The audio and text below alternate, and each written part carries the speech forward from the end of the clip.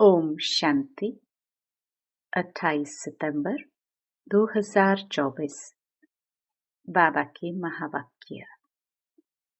मीठे बच्चे, जब तुम नंबरवार सतो प्रधान बनेंगे तब यह नेचुरल कैलामिटीज व विनाश का फोर्स बढ़ेगा और यह पुरानी दुनिया समाप्त होगी। प्रश्न: कौन सा पुरुषार्थ करने वालों को बाप का पूरा वर्षा प्राप्त होता है? उत्तर: पूरा वर्षा लेना है तो पहले बाप को अपना वारिस बनाओ, अर्थात जो कुछ हमारे पास है वह सब बाप पर बलिहार करो। बाप को अपना बच्चा बना लो तो पूरे वर्षे के अधिकारी बन जाएंगे। दूसरा, संपूर्ण पवित्र बनो तब पूरा वर्षा मिलेगा।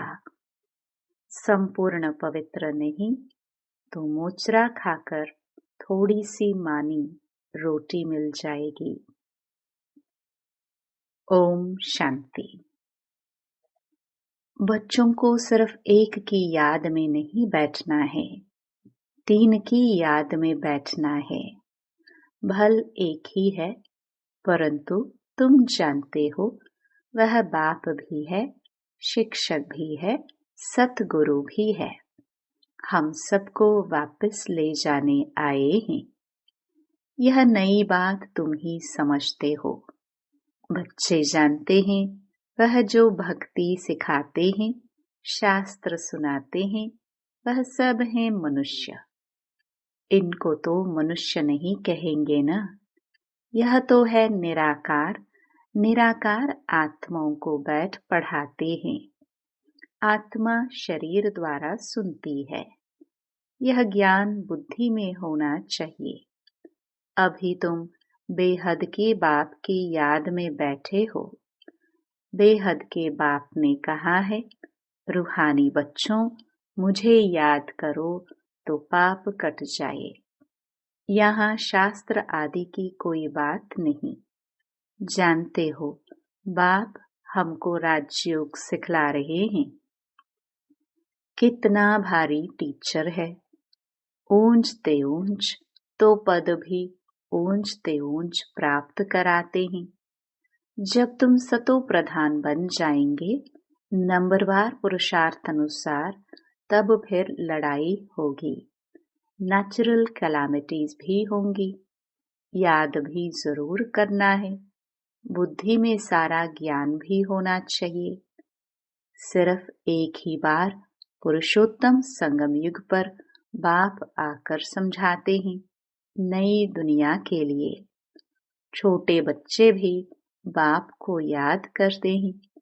तुम तो समझदार हो, जानते हो बाप को याद करने से विकर्म विनाश होंगे और बाप से ऊंच पद पाएंगे। यह भी जानते हो इन लक्ष्मी नारायण ने नई दुनिया में जो पद पाया है वह शिव बाबा से ही पाया है। यह लक्ष्मी नारायण ही फिर 84 का चक्कर लगाकर अभी ब्रह्मा सरस्वती बने हैं। यही फिर लक्ष्मी नारायण बनेंगे। अभी पुरुषार्थ कर रहे हैं। सृष्टि के आदि मध्य अंत का तुमको ज्ञान है। अब तुम अंधश्रद्धा से देवताओं के आगे माथा नहीं झुकाएंगे। देवताओं के आगे मनुष्य जाकर अपने को पतित सिद्ध करते हैं। कहते हैं आप सर्वगुण संपन्न हो, हम पापी विकारी हैं, कोई गुण नहीं है। तुम जिनकी महिमा गाते थे अभी तुम स्वयं बन रहे हो। कहते हैं बाबा यह शास्त्र आदि कब से पढ़ना शुरू हुआ है? बाप कहते हैं जब से रावण राज्य शुरू हुआ है। यह सब है भक्ति की सामग्री। तुम जब यहाँ बैठते हो तो बुद्धि में सारा ज्ञान धारण होना चाहिए। ये संस्कार आत्मा ले जाएगी। भक्ति के संस्कार नहीं जाने हैं। भक्ति के संस्कार वाले पुरानी दुनिया में मनुष्यों के पास ही जन्म लेंगे। यह भी जरूर है, तुम्हारी बुद्धि में यह ज्ञान का चक्कर चलना चाहिए। साथ साथ बाबा को भी याद करना है। बाबा हमारा बाप भी है। बाप को याद किया तो विकर्म विनाश होंगे। बाबा हमारा टीचर भी है, तो पढ़ाई बुद्धि में आएगी और सृष्टि चक्र का ज्ञान बुद्धि में है, जिससे तुम चक्रवर्ती राजा बनेंगे। याद की यात्रा चल रही है। ओम शांति। भक्ति और ज्ञान बाप को कहा जाता है ज्ञान का सागर। उनको भक्ति का सारा मालूम है।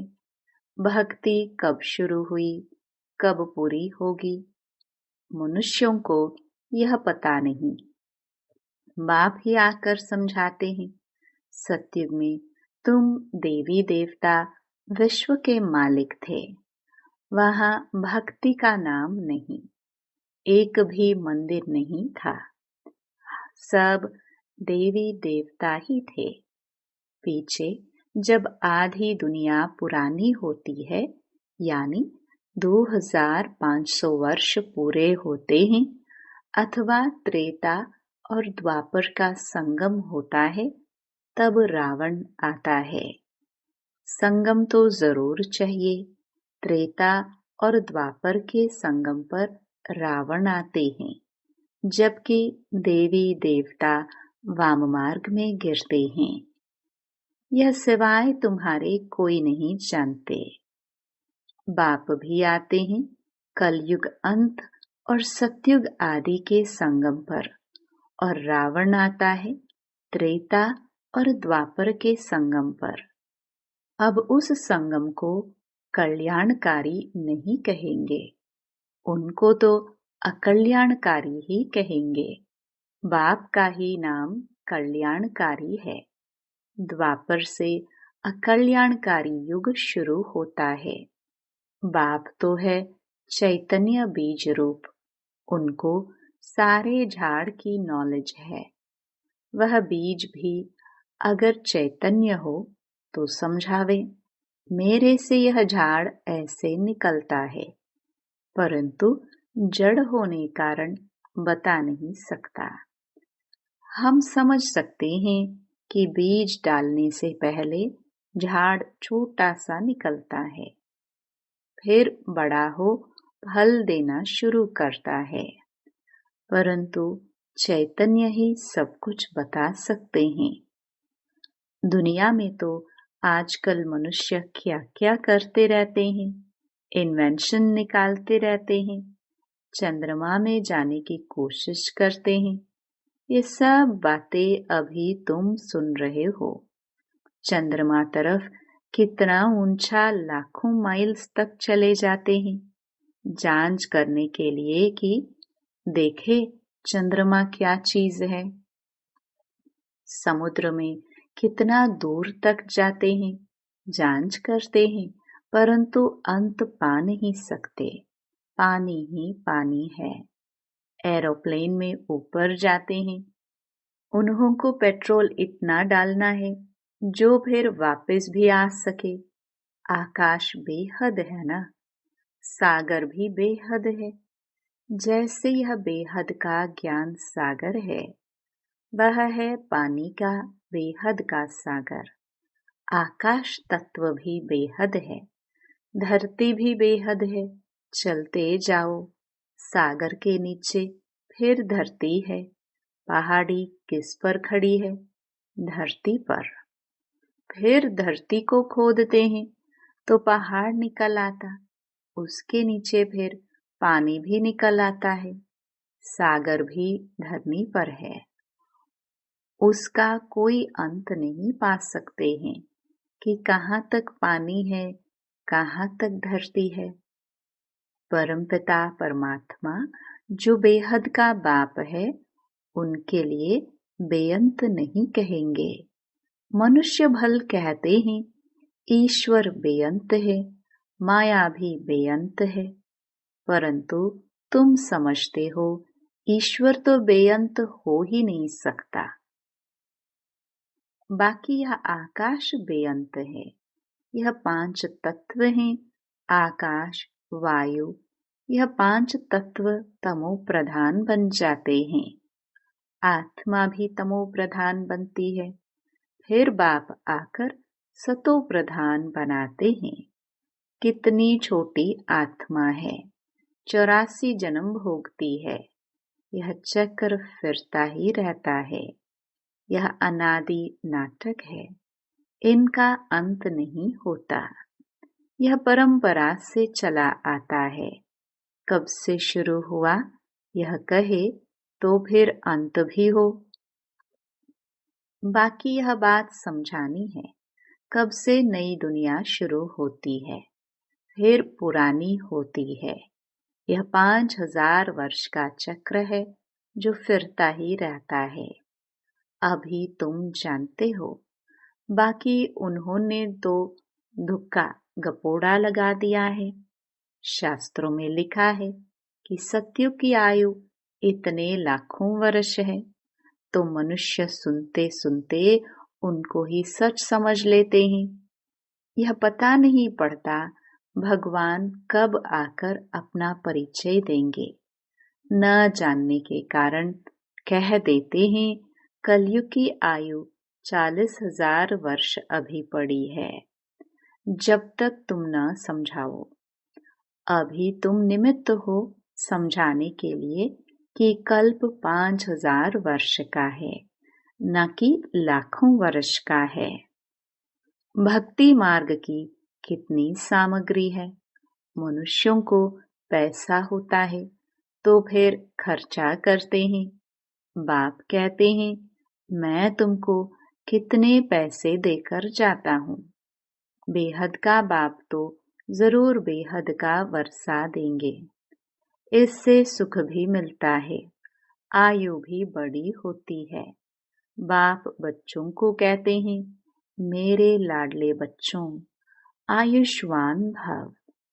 वहां तुम्हारी आयु 150 वर्ष रहती है, कभी काल नहीं खा सकता है।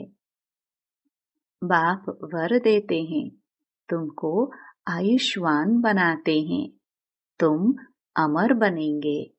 वहां कभी अकाले मृत्यु नहीं होगी। वहां तुम बहुत सुखी रहते हो, इसलिए कहा जाता है सुख धाम। आयु भी बड़ी होती, धन भी बहुत मिलता है, सुखी भी बहुत रहते हो। कंगाल से सरताज बन जाते हैं, तुम्हारी बुद्धि में है।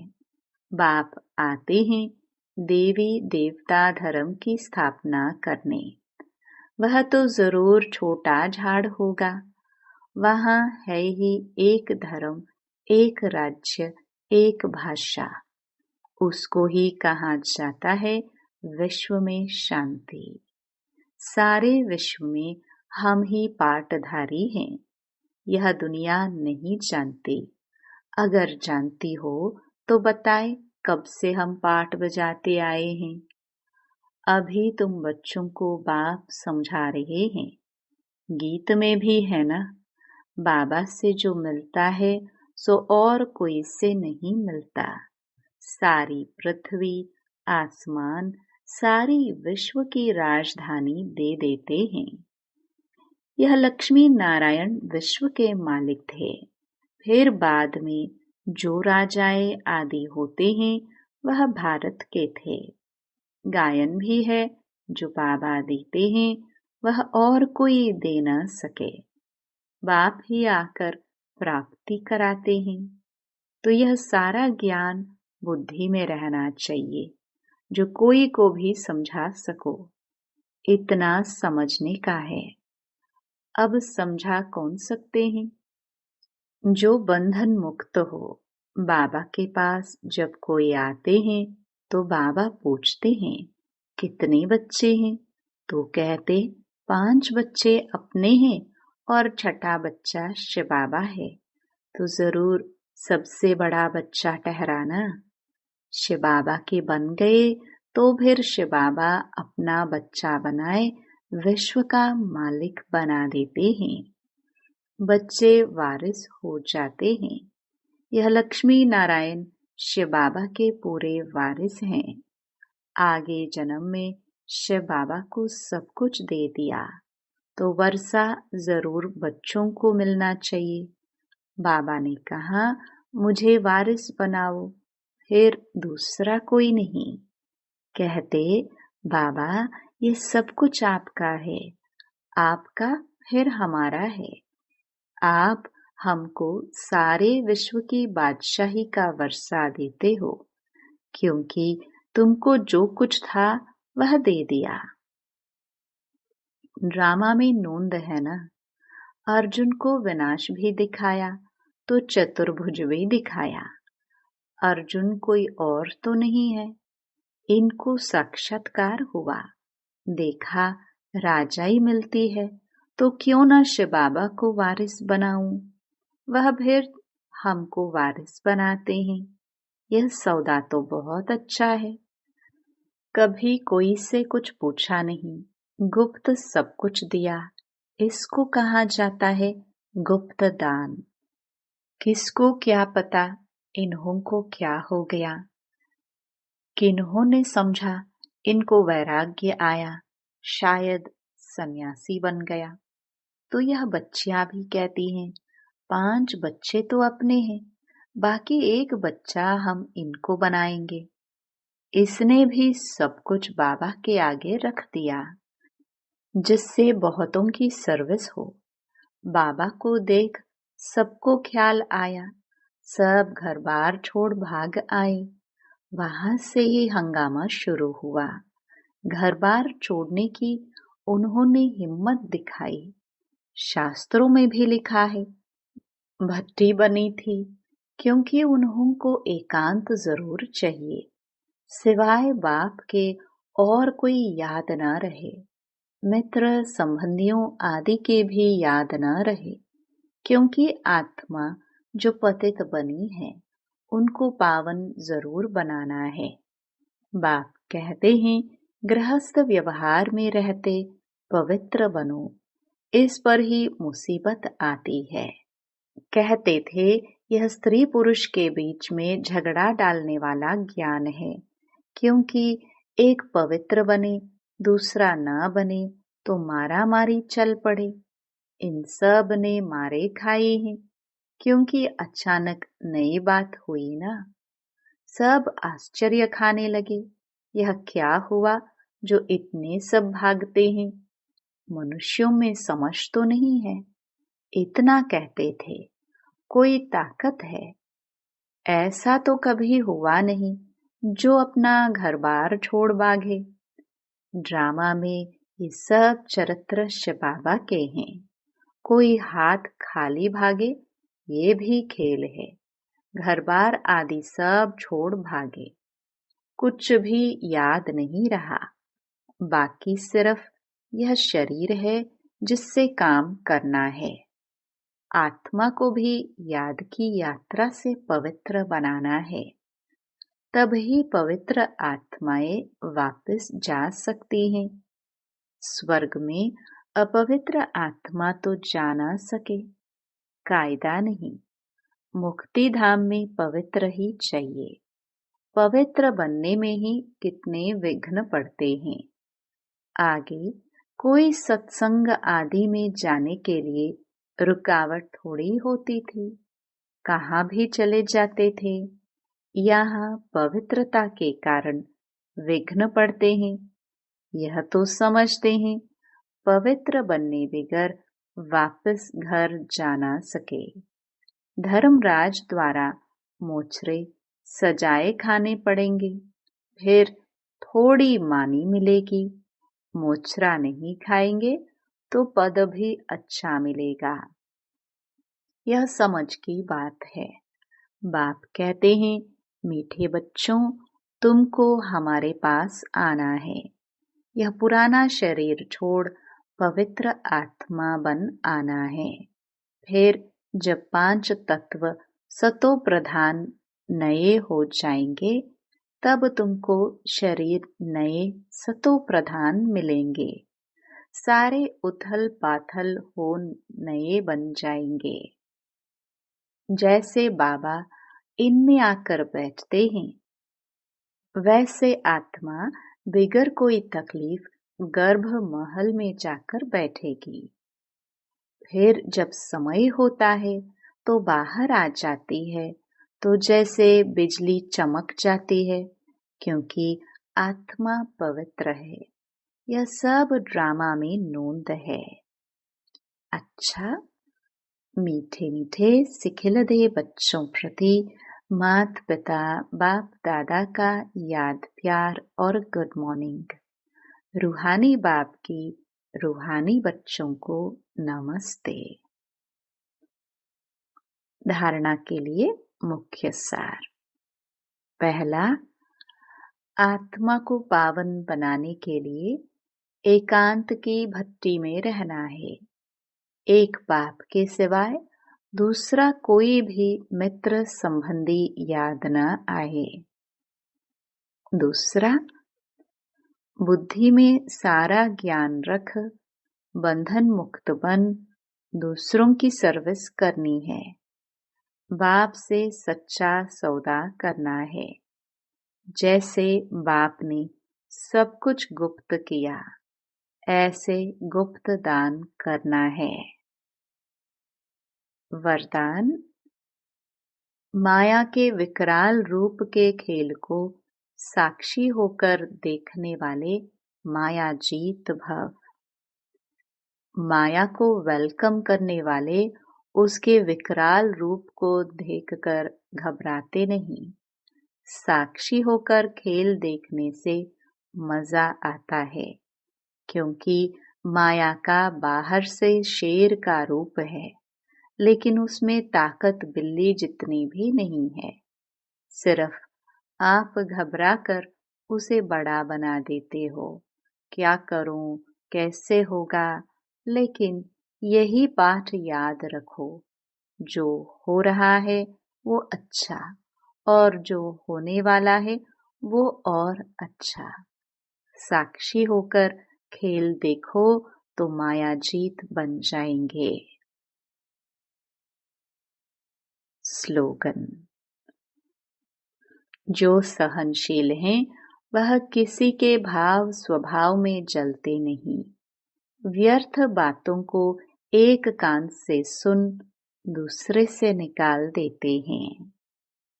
ओम शांति।